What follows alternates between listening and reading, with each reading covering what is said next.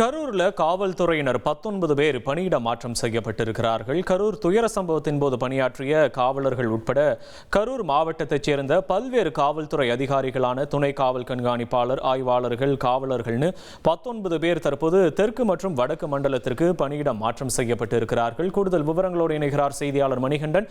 மணிகண்டன், வணக்கம். இந்த பணியிட மாற்றம் தொடர்பான கூடுதல் விவரங்கள். வணக்கம்.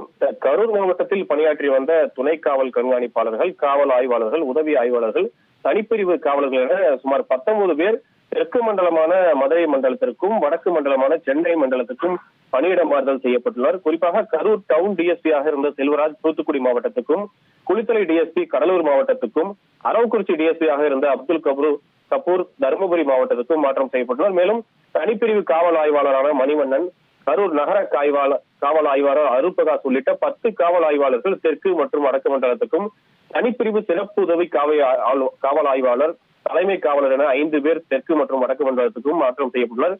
இந்த உத்தரவை காவல்துறை தலைமை இயக்குனர் பிறப்பித்துள்ளார். இந்த பணியிட மாற்ற உத்தரவில் குறிப்பாக இதில் குறிப்பிட்டு சொல்ல வேண்டும் என்றால், இந்த பட்டியலில் இடம்பெற்றுள்ள பெரும்பாலான காவல்துறை அதிகாரிகள் உள்ளிட்ட காவலர்கள் கடந்த ஆண்டு செப்டம்பர் மாதம் 27ஆம் தேதி கரூரில் நடந்த துயர சம்பவத்தின் போது பணியாற்றியவர்கள் என்பது குறிப்பிடத்தக்கது. உங்களுடைய விவரங்களுக்கு நன்றி மணிகண்டன். இனி செல்லும் இடமெல்லாம் செய்தி.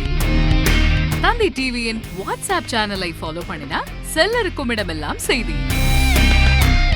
இதோ QR கோட் இப்பவே ஸ்கேன் பண்ணுங்க, ஃபாலோ பண்ணுங்க.